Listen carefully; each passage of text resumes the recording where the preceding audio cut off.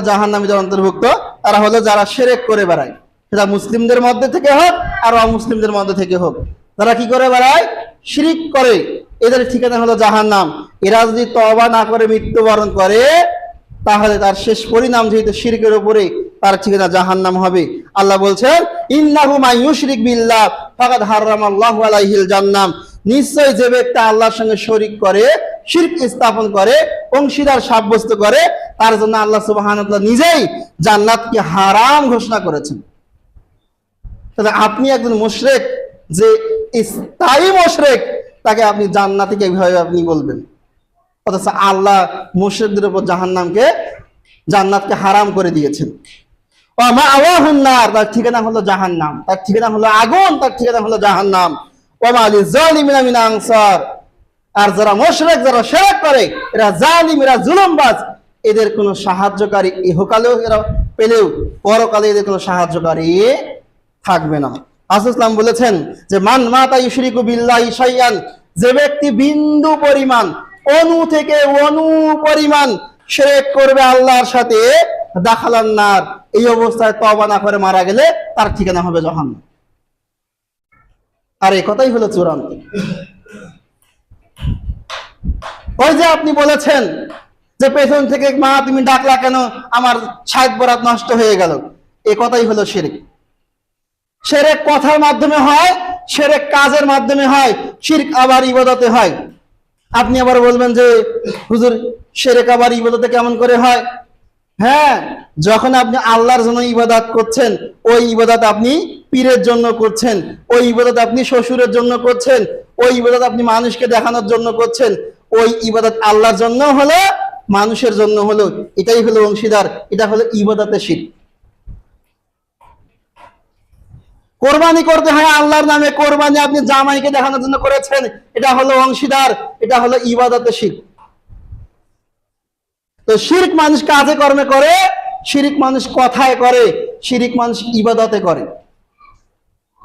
তো যে কোনো দিক থেকে যারা শিরকে লিপ্ত, এরা যদি ওই অবস্থায় মারা যায় তার ঠিকানা হলো জাহান্নাম। এই কারণে আপনাকে আমাকে শিরক জানিত বিষয় থেকে দূরে থাকতে হবে। যারা শিরকে লিপ্ত তাদের থেকে দূরে থাকতে হবে। প্রকাশ্য শিরক হলো, তাবিজ হলো প্রকাশ্য শিরক, কাজ করা হলো প্রকাশ্য শিরক। হুজুররাই তো কাজ করে, তাই না? তো হুজুর কেন, ওলিও যদি কাজ করে তাও শিরক। কাজ করা হলো শিরক, কারণ কাজ হলো তাবিজের একটা নতুন ফর্মুলা।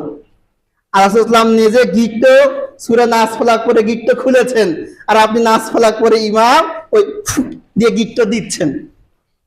আপনি ইসলামের উল্টোটা করছেন। রাসূল সাল্লাল্লাহু আলাইহি ওয়াসাল্লাম জাদু গিট্ট দিয়ে করেছিল বিধায় জাদুতে ওই গিট্টুতে সূরা নাস ফালাক ফু দিয়ে দিয়ে খুলেছেন, আর আপনি নাস ফালাক করে ওই সুতা, বিভিন্ন রঙের সুতা নিয়ে এসে গিট্ট দিয়ে গালায় পরে পরে বেড়াচ্ছেন যে ওইটা খুললেই রোগ কিন্তু সারবে না। তার মানে কি, তাবিজের ফর্মুলাই হয়ে নতুন করে হলো আপনার কাজ। দ্বিতীয়ত হলো প্রকাশ্য বর্তমান শিরক চলছে হলো পানি পড়া। হ্যাঁ, আপনি নিজে সূরা কেরাত পড়ে গায়ে ফু দিতে পারেন, পানিতে ফু দিয়ে খেতে পারেন, বিশ্বাস রাখবেন যে আল্লাহ ভালো করবে। কিন্তু আপনি যদি ওই পানি পড়াকে এমন মনে করে সুন্দর করে রেখে দিতে হবে, অমুক হুজুরের কাছে গিয়ে পানি পড়া নিয়ে এসে সুন্দর করে হিন্দুদের মতো একটা লাল কাপড়, বিভিন্ন কাপড় দিয়ে ঢেকে রেখেছে, সযত্নে শোকেসে রেখেছে, সকালে খায়, বিকালে খায়, রাতে খায়, সন্ধ্যায় খায়, ওটাতে এমন বিশ্বাস রেখেছে ওই পানি হলো সেবাদানকারী। ভুল। যখনই মনে করেছেন ওই পানি আপনাকে সেবাদান করতে পারে, তাহলে আপনি আল্লাহর সঙ্গে শিরক করে বসলেন। সেবা দিতে পারে একমাত্র আল্লাহ। যদি কেউ ওষুধ খাওয়ার পরেও মনে করে এই ওষুধেই সেবা, তাহলে এটাও শিরক। ওষুধ হলো সেবাদানের মাধ্যম।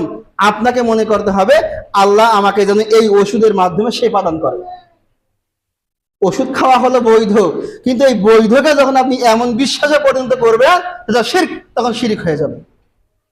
যেমন ইবাদত আল্লাহর জন্য হয়, যখন আপনি শরীক করবেন অন্য কাউকে, তখন এই ইবাদতটাই হবে আল্লাহর সাথে শরীক স্থাপন করা। তো এই শিরক যারা করে এদের ঠিকানা হবে জাহান্নাম, যদি এই অবস্থায় মারা যায়। তো ইনশাআল্লাহ এরপরে যখন আমরা আলোচনা করবো এগুলো বিষয় ধারাবাহিক, তখন আলোচনা হবে। এখন সংক্ষেপে শুধু এমনিতেই